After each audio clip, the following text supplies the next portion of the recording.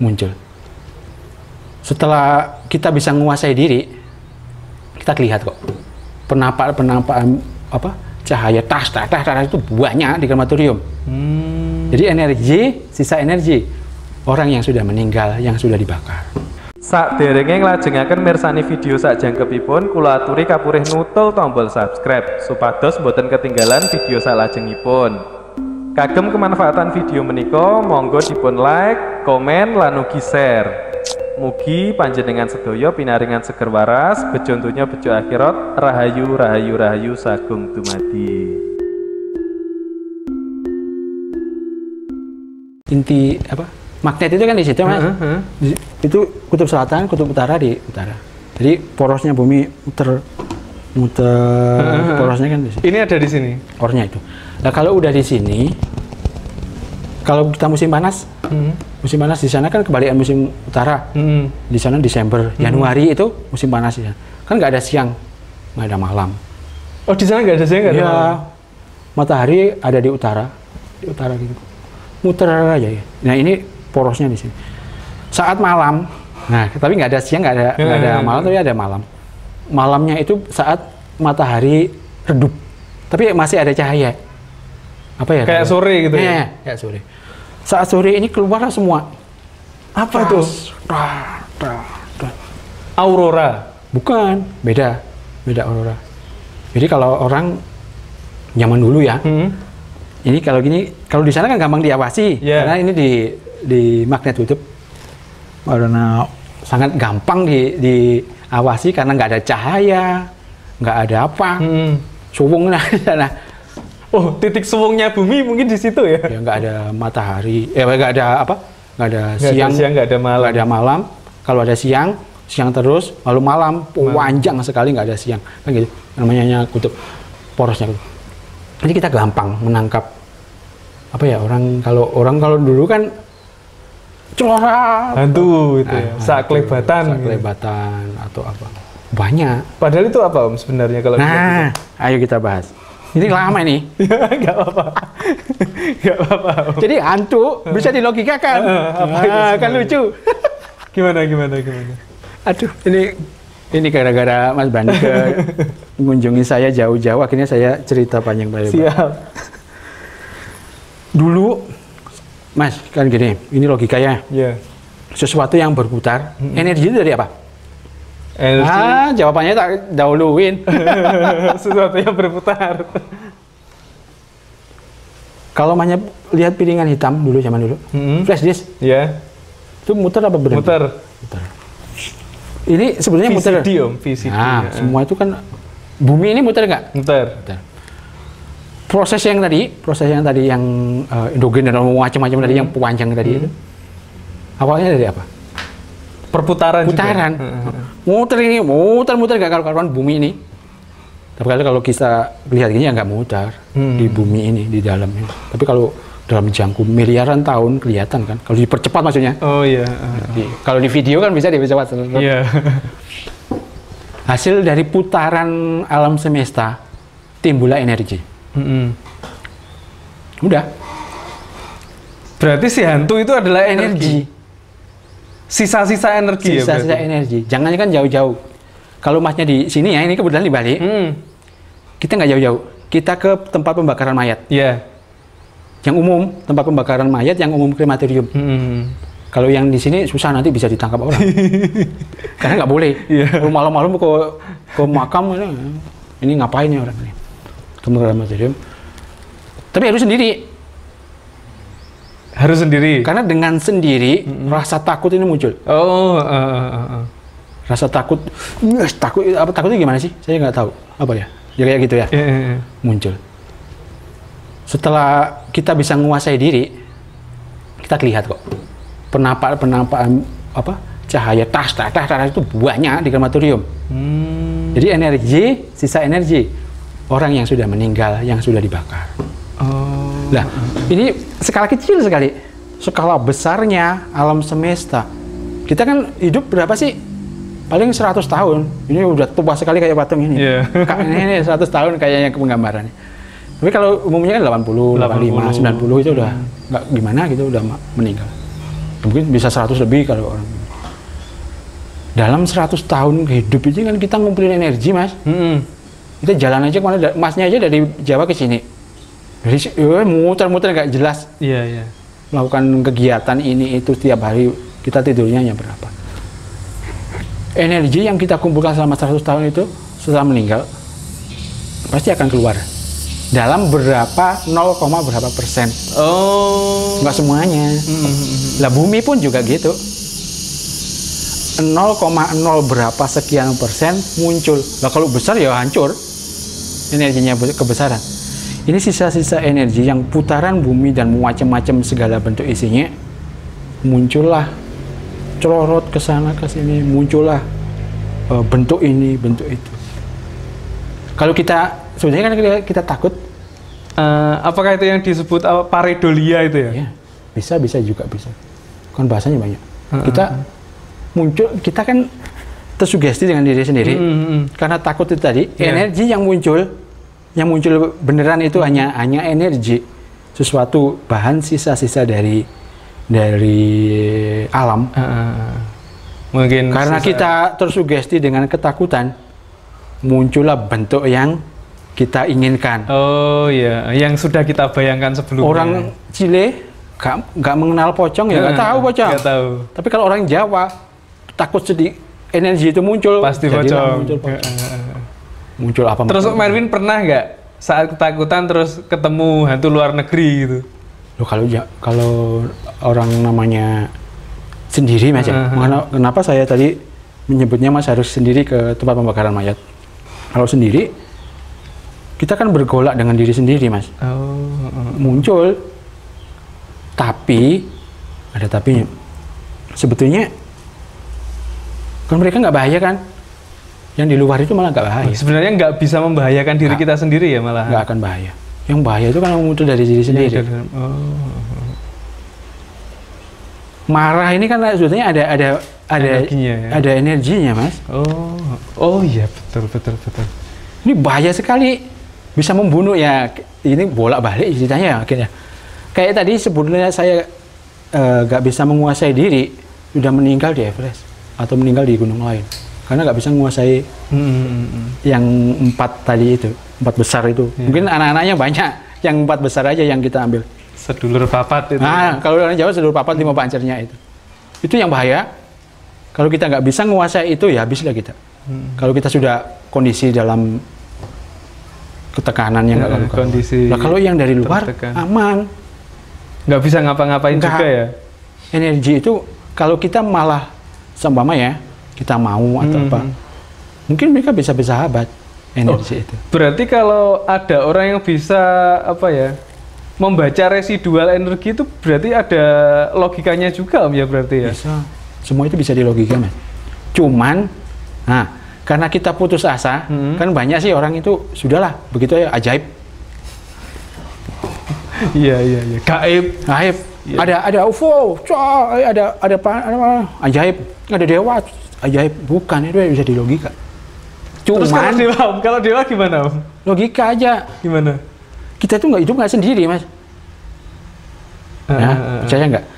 Bumi ini kecil sekali dibandingin dengan semesta. Bayangin sekarang aja kita sudah eksplorasi ke Mars, ke Venus atau macam lainnya. Ini tetangga, bulan ya satelitnya tetangga kecil, dan lainnya, galaksi lainnya, super galaksinya. Di luar sana, bukannya saya yakin, ini suatu keyakinan dari teori Pak Harald dan lain-lain, maaf Pak Harald, yakin di luar ini ada kehidupan. Zaman dulu sebelum kehancuran, nah kita balik lagi ke kehancuran lagi. Sebelum kehancuran teknologi kita sudah maju, sudah mampu berkomunikasi dengan mereka. Nah sekarang teknologi sekarang satelit, apa itu punyanya, istilah bisa nyebut apa itu punyanya perusahaan-perusahaan yang luar biasa, bisa membawa ke luar angkasa. Mungkin masih lebih jauh canggih zaman dahulu. Tapi karena ya itu tadi kehancuran akhirnya nol lagi, kita ngulang lagi. Padahal zaman lampau kita sudah bisa memanggil makhluk lain, kita mungkin sudah gitu komunikasi. Ya. Bayangin dulu kan ada cerita apa namanya, turun dari kayangan. Iya, iya. Dewa mudun kabeh teko kayangan. Itu di Lontar juga ada Om ya? Saya yakin itu bukan apa-apa, tapi ini adalah makhluk dari luar angkasa. Siap. Bukan gaib, tapi ini bisa dilogika. Bagaimana caranya komunikasi teknologi mereka? Listrik sekarang, teknologi bahan baku sekarang mungkin dulu sudah nggak kepake, karena ini ketinggalan zaman. Dulu nggak usah ngelar kabel, nggak karu-karuan gini, kan nggak mungkin begitu. Kenapa kok kita bisa bicara begitu? Dari textbook tadi balik lagi. Karena di situ di batu kita bisa membaca masa lalu. Siap. Dengan teknologi yang ada sekarang. Moga-moga aja nanti mungkin 50, 100 tahun, 200 tahun ke depan teknologi ini kan terus berkembang. Mungkin bisa kita akan Pokoknya nggak keduluan kiamat ya. Nah, nol lagi. Nol lagi nanti. Aduh, ini yang susahnya kan itu. Udah kita kan estafet, ini kayak lari kan estafet. Ini lu lari, kasihkan yang depannya, kasihkan terus. Nol lagi. Teknologi kan gitu. Kita diwarisi dari nenek moyang. Ini. Kalau kita berdiri sendiri gini ya, berdiri sendiri, ini dari penemuan saya nggak bisa, itu bohong. Kita estafet dari leluhur kita. Dikembangkan, tapi kita kembangkan. Loh, berarti seperti keris dan lain-lain mungkin dulu sebagai alat komunikasi juga Om ya. Bagaimana caranya kan?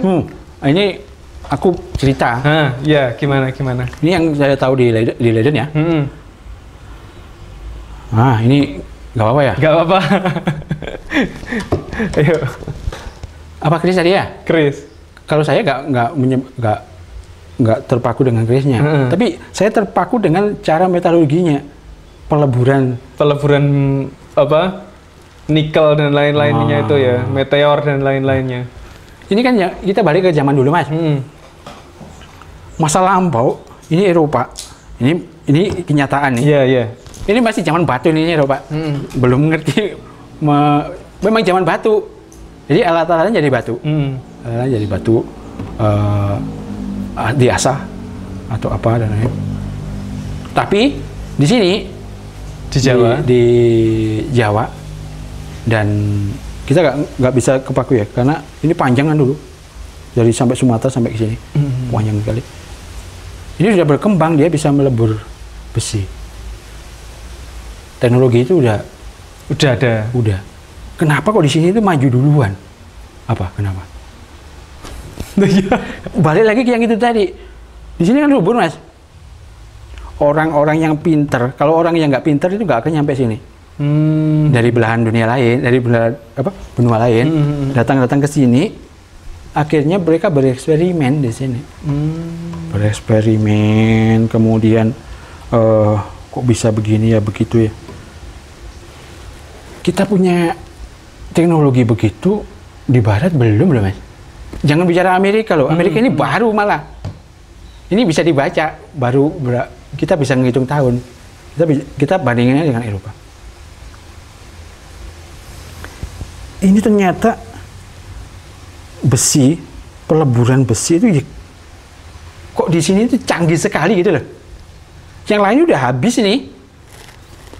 Kenapa saya bilang habis? Ini contoh-contoh aja barang-barang tinggalan besi, zaman besi mereka. Ini udah nggak ada di Eropa. Dan kita masih punya. Masih awet sampai sekarang. Masih awet itu loh. Itu kenapa? Dan masih berfungsi kan? Masih berfungsi. Itu pertama. Ini saya pikir Nusantara ini dulu ya itu tadi luar biasa. Salahnya cuma satu, kita keputus. Kita nggak bisa menyalahin bangsa lain. Kita bukan menyalahin alam juga. Tapi ini takdir mungkin. Kita keputus, hancur, nol lagi, bangun lagi, putus, hancur lagi. Tapi ada tapinya. Generasi kita masih selamat, masih ada. Darah kita kan masih kewarisi dari dulu. Kalau kita mau memanfaatkan gen kita, warisan itu kan kita warisan ya Mas? Warisan gen ini ya. Kok kita mampu? Nggak ada yang nggak mungkin. Kalau kita benar-benar belajar loh, benar-benar belajar yang benar, jangan-jangan kita membicarakan ajaib aja. Kita harus ada proses. Naik tangga, tek ke atas. Peradaban kita akan luar biasa. Karena memang luar biasa. Kan kita, ini karena kebetulan saya hidup di sana, di asalnya, saya komunikasi dengan sejarah Belanda dan macam-macam. Nanti saya, kebetulan tanggal 21 ini ada peluncuran buku. Tapi berbahasa Belanda masih. Apa ya? Tentang kita. Tapi dari versi sejarawan Belanda. Ini bisa buat referensi. Tanggal 21. Adik saya yang atas nama adik saya, Maulin namanya. Nah, ini nggak bisa berbohongi. Ini nggak bisa bohong kan? Tentang Jawa, ya. Tentang keseluruhan. Tentang Nusantara. Yeah. Ditulis oleh orang Belanda. Ya. Yeah. Nah, ceritanya gini. Jadi sebelum menulis kan kita diskusi ini itu dan lain-lain. Kita nggak bisa, kalau sains kan ya dulu bisa lah dibohongi masa-masa kolonial. Tapi kalau kita sains, kita bohong, gimana sih saya bohong kan nggak etik ya. Kode etik saya kan harus jujur. Yeah. Salah bener harus jujur. Bahkan sampai sekarang pun kebawa ke saya hal memalukan atau apa dan lain-lain, yang penting jujur. Nggak punya ini apa adanya, ya udah apa adanya aja. Bahkan tadi saya bisa bercerita mencangkul-cangkul atau ya jujur ya gitu. Iya. Cek keras. Saya ini gitu, harus jujur. Jujurnya di sini. Bangsa kita ini dulu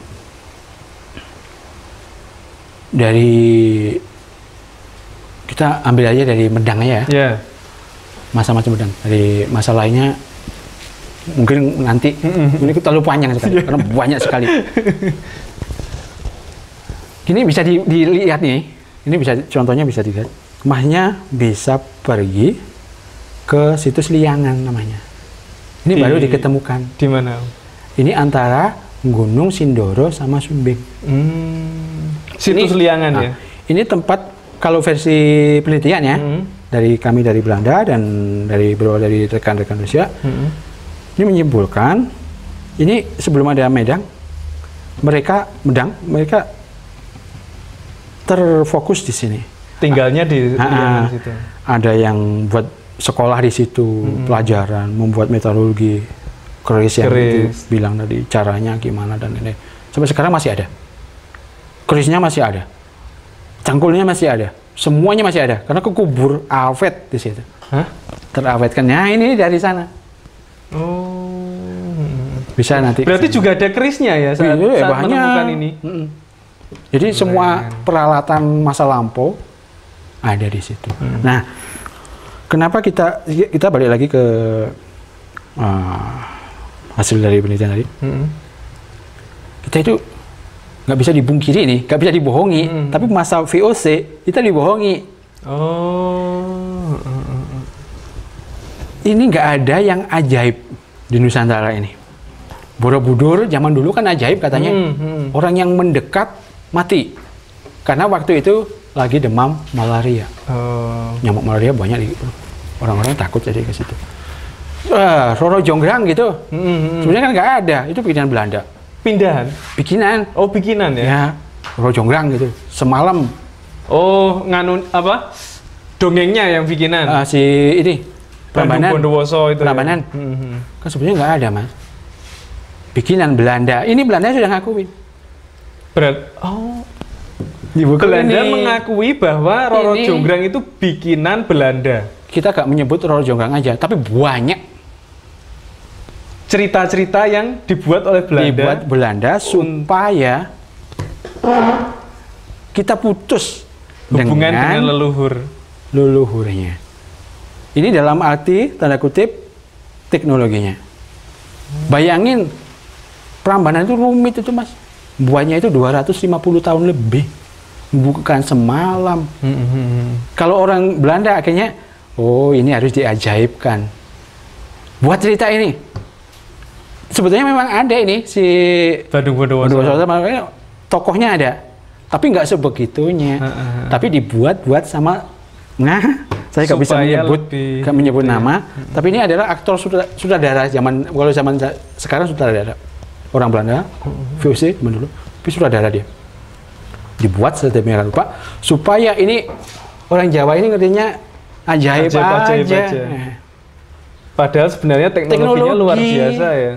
Prambanan itu luar biasa teknologi. Bayangin kena gempa berapa kali sih? Iya. Ada aja sampai sekarang. Batu apa? Bukan kayu. Iya. Borobudur masih ada sampai sekarang. Nah, ini Borobudur malah lebih parah. Ini malah baru ini yang membuat si Raffles. Kita sebut aja. Raffles ini kan baru. Ini orang Inggris nih. Gimana kalau menurutnya? Ini si Borobudur ini angkernya bukan amit-amit, angker bukan macem-macem, enggak. Berarti disebutkan di buku seperti itu ya? Iya. Enggak ketulungan ini angkernya. Jangan sampai kamu ke situ. Kalau ke situ mati kamu. Beneran mati memang. Karena banyak nyamuk malaria saat itu. Itu kan di Borobudur kan gini Mas. Banyak cekungan-cekungan. Yeah. Banyak air di situ. Untuk beranak. Ya, nyamuk berkembang biak waktu itu. Waktu kekubur Mahapralaya yang ke-23 kekubur. Ke dikit-dikit ketampak dikit-dikit. Cekung-cekungannya dibawa dipakai nyamuk beranak pinak. Nyamuk demam berdarah ada di situ, orang ke situ mati. Ya beneran mati. Akhirnya orang jadi takut beneran. Tapi gara-gara nyamuk aslinya. Tapi di belakangnya si Raffles dan timnya mengeksplorasi. Oh, dieksplorasi. Bener. Ini di atapnya ini stupa itu masnya kan tahu ya, stupa itu ada. Kosong apa enggak sekarang? Kosong. Itu ada patungnya dulu. Itu emas tuh. Di dalam stupa ada patung emasnya. Nah, di dalam lagi di bawahnya tingkat ketiga dari bawah itu ada lagi kekubur sekarang. Pokoknya banyak yang tutup-tutupin. Nah, memang dibuat gitu. Berarti supaya orang Jawa itu hanya wah gitu ya? Iya. Hanya mewahkan. Ajaib gitu. Padahal sebenarnya keris dan ini teknologi luar biasa. Saya kagum sekali dengan teknologi. Nah, kalau fungsinya keris itu sendiri gimana Om? Kalau menurut Lontar yang pernah kita pelajari? Keris ini kan, ini logikanya ya, terbentuk dari berbagai macam besi, logam. Akhirnya awet sampai hari ini. Kalau besi aja hancur, baja aja hancur. Dari berbagai macam logam, logamnya kan dari mana? Dari alam. Kebetulan kadang-kadang dari meteor. Dibentuk dari proses panas, putar, itu kan muter-muter itu. Nih, looknya itu, apa bukan looknya apa tuh? Besinya itu. Lipatannya itu. Nah, lipatannya muter. Ini balik lagi ke pembicaraan tadi. Perputaran itu menghasilkan energi. Dari situlah keris menimbulkan energi. Keawetannya juga ya. Energi ini dipakailah oleh orang masa itu, mungkin pembawa apa namanya itu? Apa? Empu ya? Bukan apa namanya? Pejabat zaman itu atau apalah namanya, dipakailah untuk kewibawaan. Nah, memang ada energinya. Energinya dari proses pembuatan. Nah, kalau zaman sekarang yang nggak ada energinya, orang buat baru bisa sekarang kerajinan. Karena nggak ditempa. Iya. Di gerenda, kan gitu. Iya. Tapi lipat-lipatannya ini nggak ada. Betul. Adapun lipatannya, tapi menggunakan mungkin alat-alat supaya cepat. Kalau zaman dulu kan lama, Mas. Iya. Mungkin bisa 1 tahun, 2 tahun. Nah, di situ dari proses itu muter ke sana ke sini, lipat-lipat dalam jangka waktu yang lama, timbullah energi. Energinya yang luar loh ya. Kayak yang kita membentuk bumi tadi. Kenapa saya membahas tadi itu? Dari energi itu kan ada dalam dan dari luar, dan ada yang di tengah kita. Nah, yang dari luarnya itu mungkin keluar energi yang tadi itu. Siap. Akhirnya dibuat apa namanya? Kewibawaan, kesaktian, ini itu. Memang pamornya gitu ya. Kan meteor dari luar, energi lah. Yang saya sebut tadi, energi dari luar. Energi dari dalam. Tapi kalau keris itu disebutkan di Lontar nggak sih Om? Ada, ya itu tadi. Ya?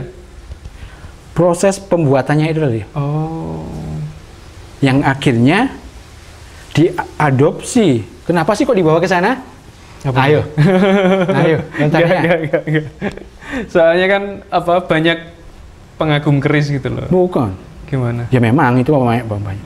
Tapi dipelajari ini loh Mas, proses metalurginya Mas. Akhirnya di sana bisa mencetak besi berkualitas yang kita lihat sampai sekarang. Kan pelajarannya dari situ dasarnya. Kalau zaman dulu kan belum ada mereka. Masih mengira-ngira. Akhirnya setelah ada ini dipelajari, dibawa ke sana berarti untuk dipelajari ya? Dipelajari metalurginya itu Mas. Kenapa saya tadi mengulang-ulang metalurgi? Ini loh yang dipakai, metalurginya ini dipakai membuat baja intan di sana, dibuat tank, dibuat senapan, dibuat apa macam-macam. Berarti itu terinspirasi dari keris? Iya. Peleburan logam. Logam dari sana belum ada Mas. Akhirnya mereka bisa menciptakan logam yang awet. Contohnya Menara Eiffel, macam-macam itu. Akhirnya bisa menemukan teknologi baru. Kan seperti yang saya bilang tadi, semua estafet. Teknologi yang sekarang berasal dari masa lalu. Sedikit di kelas ini dikembangkan, kelas selanjutnya dikembangkan. Seperti itu tadi. Dari sini kita punya proses metalurgi, kita gak nyambur kerisnya ya, kita prosesnya aja. Metalurginya dibawa ke barat sama orang Jerman. Orang gimana ini yang dipelajari? Jadilah baja berkualitas di sana. Mas tahu senapan dari mana?